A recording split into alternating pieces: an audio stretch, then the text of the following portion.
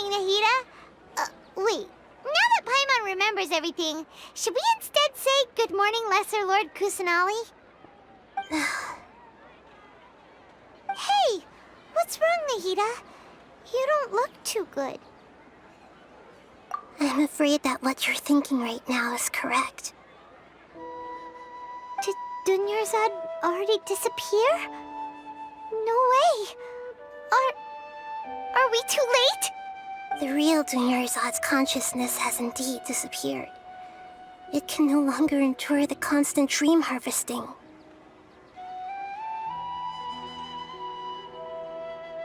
Paimon can't believe it. Wait, so what about that other Dunyarzad? Just what is she? Is she also going to disappear? She's actually something like a puppet, but not completely.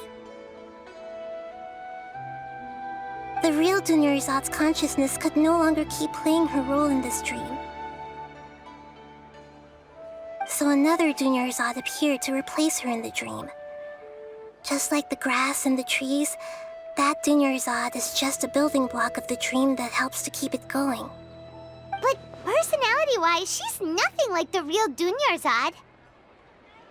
Puppets are stiff, and can't copy a living person's vitality. After all, they're just there as filler. And you know, speaking of which, the old Dunyarzad might not have been too different from a puppet.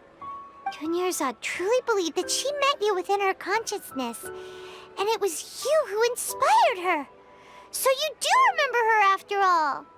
Yes. Back then, her family was overly protective of her.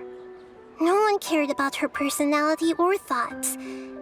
It was as if she only lived to stall her Elazar. I just gave her a little wisdom so she could look at life in a new way.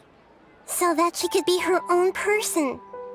But even so, she's still... far from it. I'm still a long way off from being a real Archon. I couldn't even save her. If I were a competent Archon, I wouldn't have let my most faithful follower die at the Sabzeruz festival with so many regrets. Please don't beat yourself up over it, Nahida.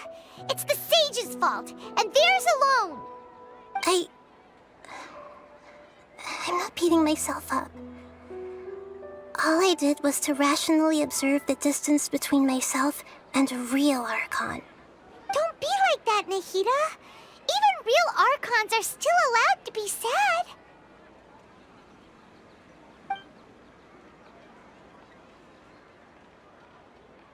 To prevent more tragedies like this, we must end the samsara as soon as possible. Great, but how do we do that? Although the Sabzeruz festival dream is under the Akasha's control, only humans can dream. Even the Akasha is unable to create them. That means this dream belongs to a host who created it.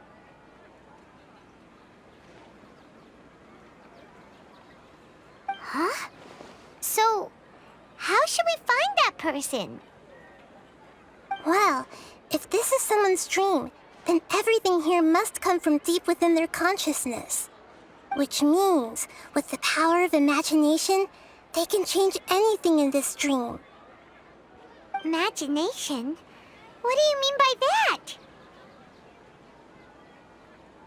Imagination means breaking through what you perceive as normal. Like when a server at a tavern brings a plate to you, you'd naturally assume that food is on it. However, if you're the dream's host and you become aware that you're dreaming, when you imagine gold and more on the plate, the dream will respond in kind, and the server really will bring you gold and mora. But right now, our host is unaware that this is a dream. No matter how many times they're served, it will always be food. Find some way to make that person realize that they're dreaming. Usually, once that happens, the person will wake up and the dream samsara will be broken. How are we going to find them, though? If it could be anyone, it'd be like looking for a needle in a haystack. And even if we did find them, how are we supposed to make them realize they're dreaming? After all, like you said, don't wake a sleepwalker. It's extremely difficult, yes. But the only ones who can do it are you two. Remember, everything you've achieved up to this point has all been for the sake of finding the host and ending the samsara. As for me, during this time, I'll be out of town. Out of town? Are you going to that place full of dreams where the traveler went? Yes. I want to try something. There must still be a small wisp of possibility. Hurry and go. Dreams are supposed to be fantastical, romantic, and full of pleasant surprises. Unnecessary things like this samsara need to end. Paimon's still a little upset that we've come this far only for Dunyarzad to... She was such a good person, with such a simple wish. But fate was against her. Yeah, saving Dunyarzad is what kept us going this whole time. But we mustn't lose hope, Traveler. Dunyarzad would definitely want to see us save everyone else. So let's break the samsara for her sake. Paimon's wondering, do you think the sages would get one of their own to be the host of this dream? Feels like it would be easier to control it that way, no?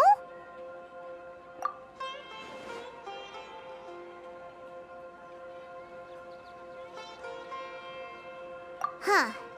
That's true. Plus, the sages probably weren't counting on there being other factors beyond their control, like Nahida and us. So, who do you think the host of the dream is? Oh, that would make sense. Ferris, the Knight of Flowers, is a symbol of the whole Sub-Zero's festival, right? Pretty core character. Let's go ask him some questions, shall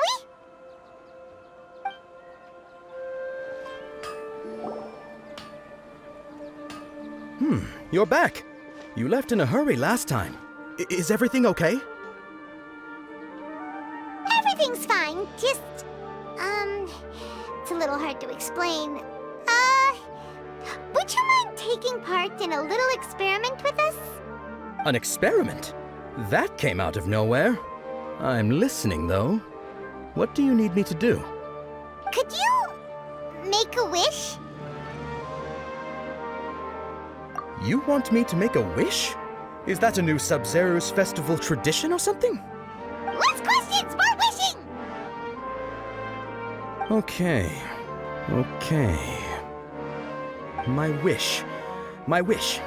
Okay.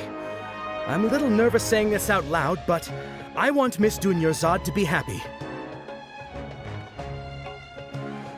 Oh. Okay, I'm ready to make my wish. I would like Miss Dunyarzad to appear in front of me right now with a smile on her face. Here goes.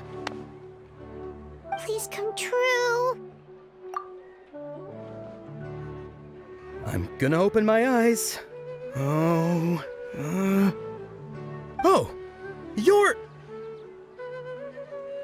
What? Fucky? Sorry, but only one portion of Yalda candies per person. Back home you go. Nice try, you two. Anyway, never mind. I don't need to see her appear right in front of me. As long as she's happy. Guess he isn't the host of this dream after all. Should have expected it wouldn't be this easy.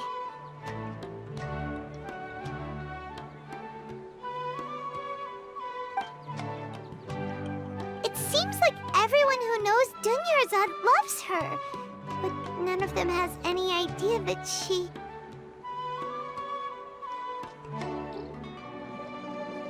My lady, step back. That sounds like Dia!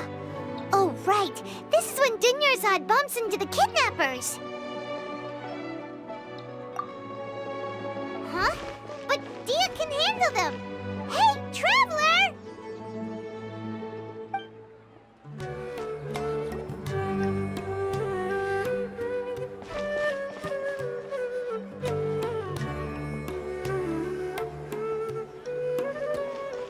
Oh, it's you. Great timing. Please take...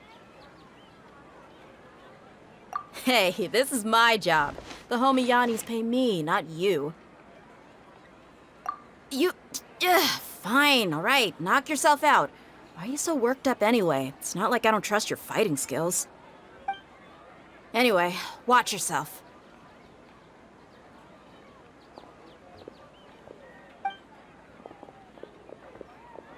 So you got yourself some backup.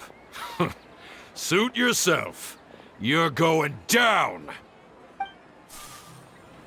Traveler, were you just taking your anger out on those guys? You and Nahida both. Dunyarzad wouldn't want to see you two like this. Oh, and speaking of her, Paimon just remembered something. Remember how during the first Sub-Zero's festival, before the samsara started, we came here with Dunyarzad because she wanted to pick something up? She said it was because she had forgotten something. Okay, so Paimon's memory is working so far. Anyway, Paimon also remembers that she is staying somewhere around here. She pointed it out to us the night before the Sub-Zero's festival. Yeah. Even if it's only a tiny clue, it'll probably still help us more than this needle in a haystack search.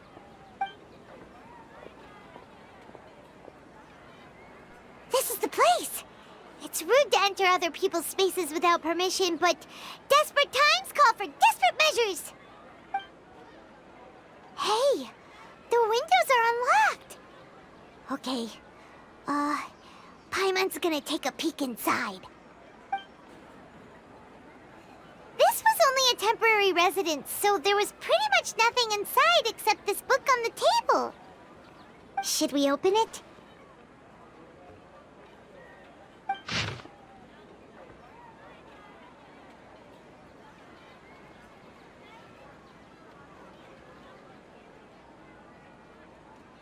Wow. Dunyarzad wrote all of this. Sounds like she was always thinking of us even while we were away. Even though she was also busy preparing for the Sub-Zero's festival and had all her health problems to worry about. She must have wanted to give this to us as a gift on the day of the Sub-Zero's festival, right? If we hadn't found this book, we never would have known. But now that we know, we can't even thank her. Hey! Where are you off to now?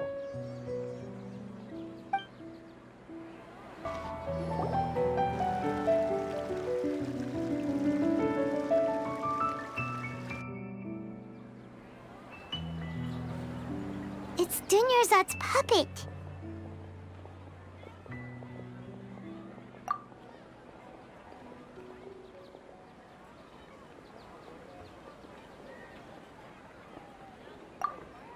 Traveler? You must be exhausted. Come to think of it, we've been stuck in this place for a really, really long time. Heck, even the last time we were chatting happily with Dunyarzad feels like an eternity ago.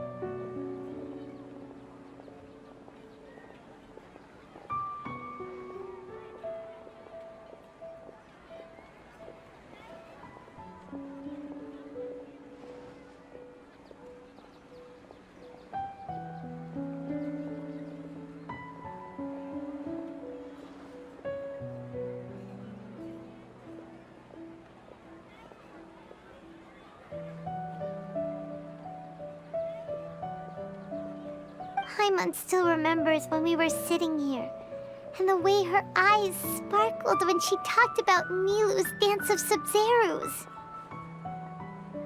There will always be frustrations in life, but I know that the point of living is not to leave behind any regrets.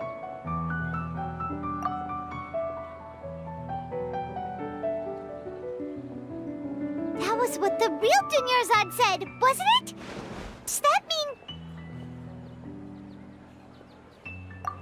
Yes, Traveler. What is it? Oh, so she's still just a puppet. But just now, how come... What? Where are we going this time?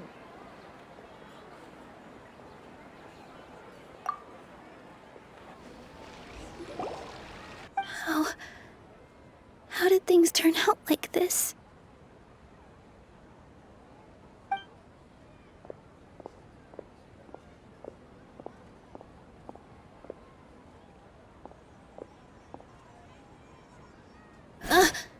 Traveler?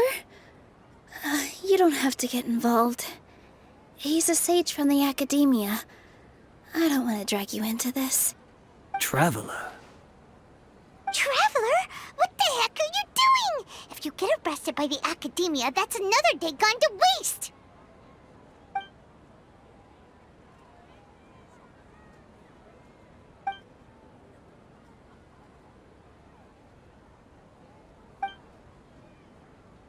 Wait, they're not reacting.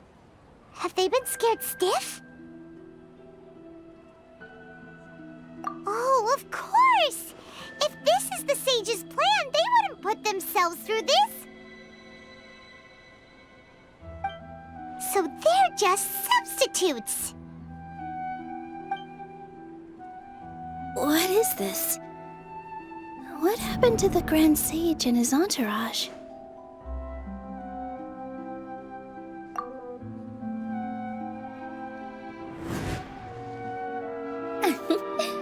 Like I said, they symbolize the goddess of flowers.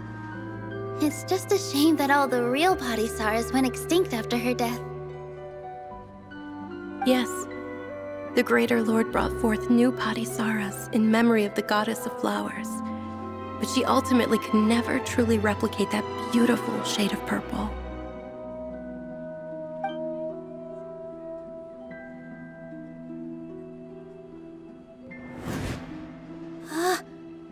Beautiful shade of purple. Aren't these flowers real Padisaras? Just like the ones from the legend? I didn't even notice. Dunyarzad, did you find these? But didn't you just say all the real flowers went extinct after the goddess of flowers passed away? So, how? Yeah. What's going on here? Huh? You guys are acting weird. But okay, I'll try.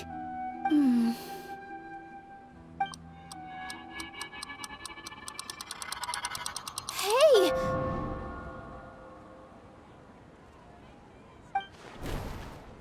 They disappeared! So Nilu's the host! What a surprise! Purple Padisaras don't exist in the real world anymore. But in Nilu's subconscious, they can appear as decorations on the stage. It's just like the example Nahida told us. People assume there will be food on a plate, and Nilu assumed there would be real Padisaras in the flower pots. So when you saw the flowers, you instantly knew it was Nilu? But if we want to end the samsara, we need the host to become aware that they're dreaming. How should we make Nilu realize that? Am I dreaming? Huh?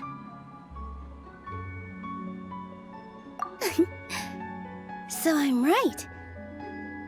Is this Lesser Lord Kusanali responding to our celebration of the Sabzeruz festival? Wrong guess, but you aren't completely wrong either. The point is, what made you think this is a dream? As far as you know, people in Sumeru don't dream, right?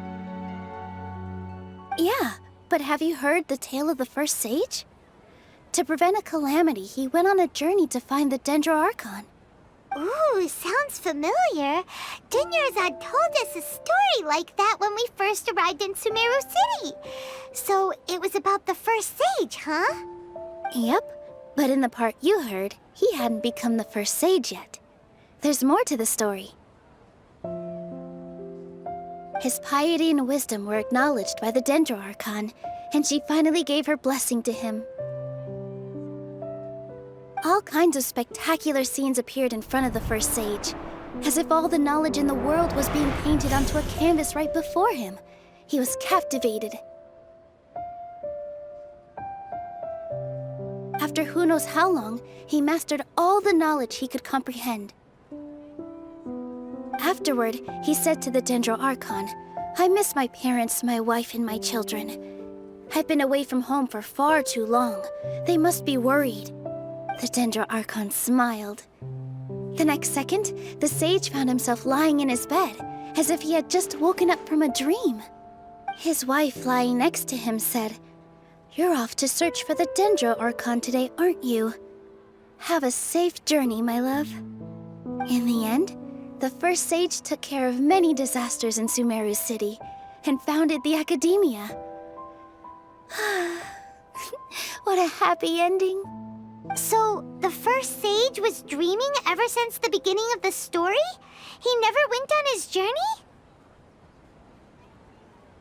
Yes, but his faith and determination were conveyed to the Dendro Archon, so she blessed him in the form of a dream. Paimon understands where you're coming from now. That's a really interesting connection. But we really gotta wake up soon, like the sage in the story. I see. Well, it just so happens that today's Sub-Zero's festival is almost over too.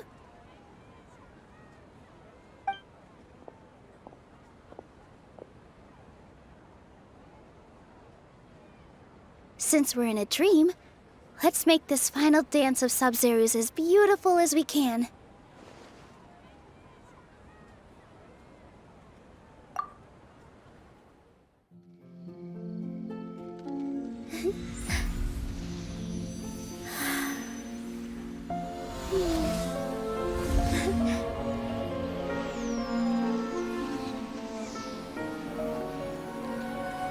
The wait is over, everyone. I dedicate this to our god, the dance of Sub-Zero's.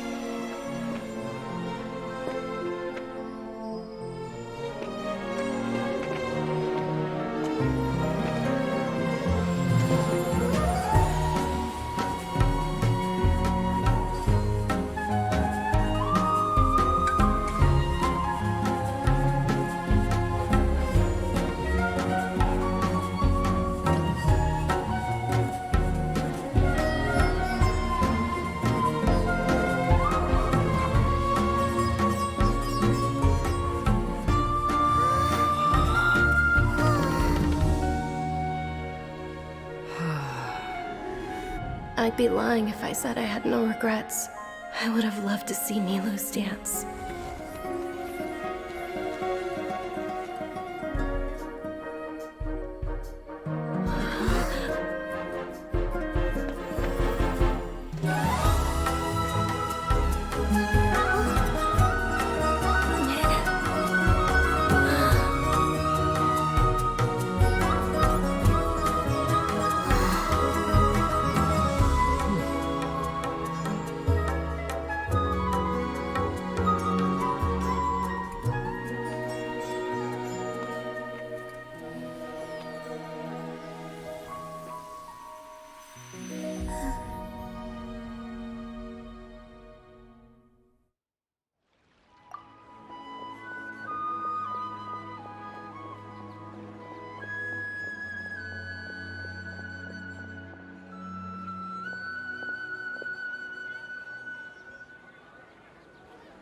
She's not in her room. What happened?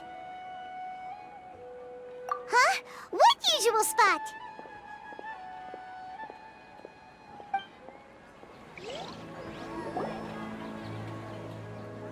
Well done, Traveler and Paimon.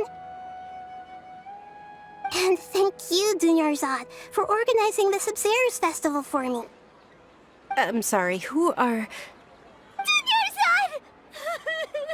You're okay! Oh, don't scare us like that! Oh, Traveler Paimon. I have something amazing to tell you. I just had a dream, and I saw Nilou performing the dance of Sub-Zero's. actually Nahida, aren't you? Paimon felt like Catherine was acting weird when we met at the Sub-Zero's festival. Hey, Catherine! Oh, hey! It's the Traveler and Paimon! What's shaken? Whoa, break time Catherine sure sounds a lot less formal than usual.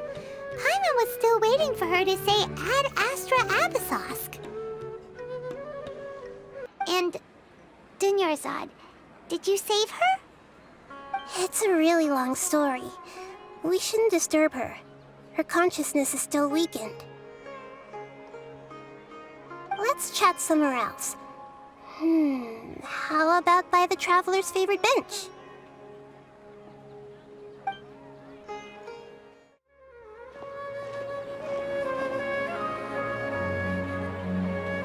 Let's talk about Dunyarzad first.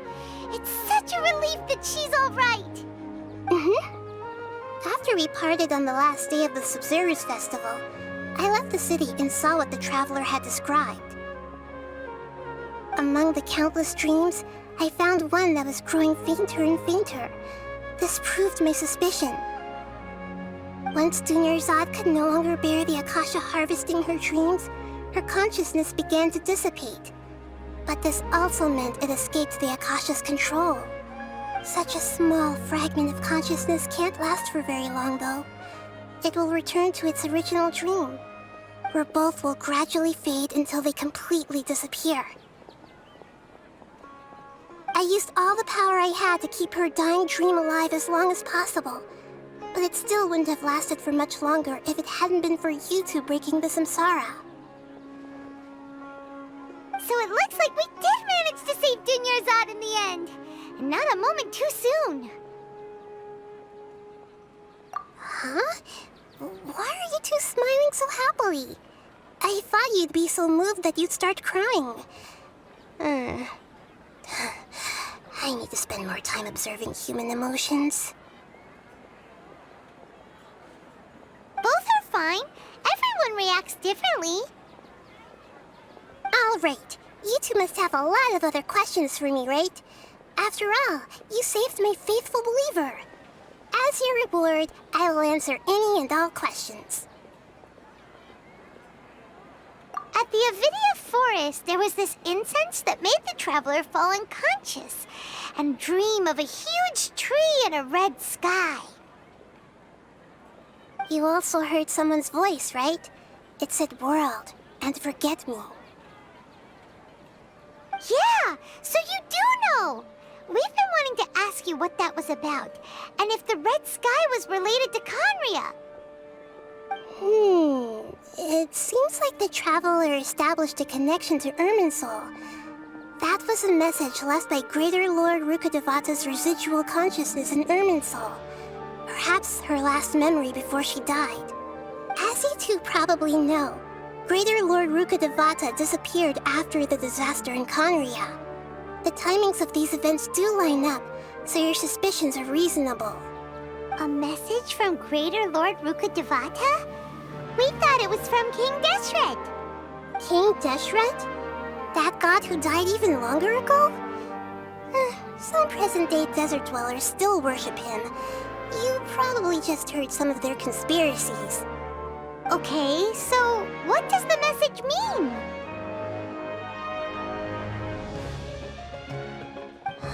I still haven't managed to decipher it.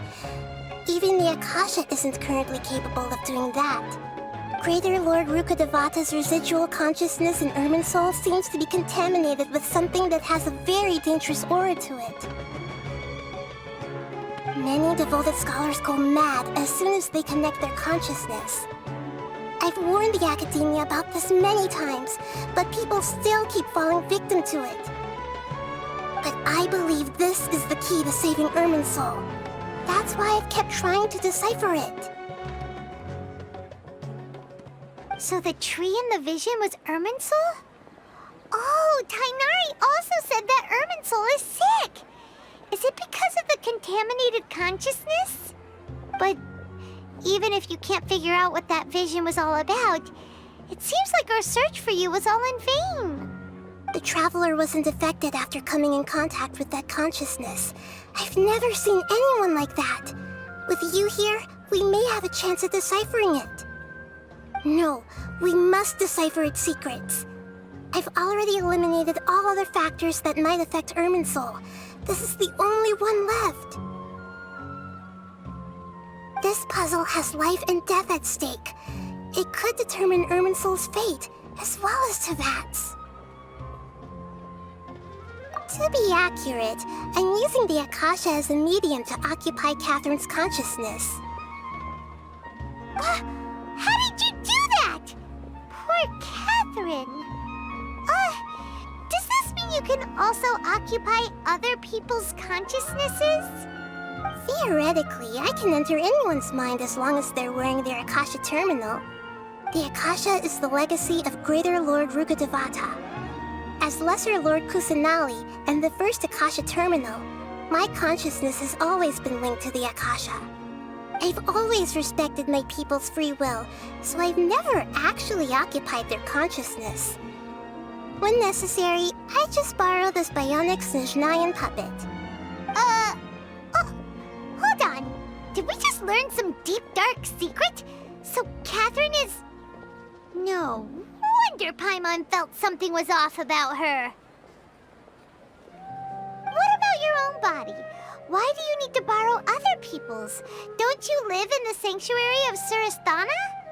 That story begins a long time ago. After Greater Lord Rukkhadevata disappeared, the sages found my newly born self and took me back to Sumeru. At that time, I was young and weak. The sages kept me in the sanctuary of Surasthana, ostensibly for the sake of protecting me. But I've hardly heard from them since. However, I do understand that they had hoped to find Greater Lord Rukkhadevata instead of me, a symbol of her passing. So, the sages basically put their new Archon under house arrest? How dare they! Why don't you teach them a lesson, Nahida? In some ways, they aren't wrong. Greater Lord Rukkhadevata was omniscient and omnipotent. Even after her death, the Akasha is still empowering this nation. And I'm still really far away from being able to call myself the God of Wisdom. Moreover, the Academia is also more proficient at governing this country. My existence has little meaning. Yeah, you got a lot of believers. Just look at the Sub-Zero's festival. Everyone who showed up truly loves you. Thank you for the kind words. But I honestly don't need physical freedom as long as I can connect my consciousness to the Akasha. Trying to find a way to save Irminsul is my life's mission and top priority. I will work on that, and try to live up to being a deity in the meantime. Every once in a while, I will also take up the duties of the God of Wisdom and enlighten a lost soul here and there. Doing all that should be enough. There's never been any big problems with the Academia's governance of Sumeru. This is the first time I've seen them step out of line. I wonder what caused them to go down this path, and what they hope to achieve.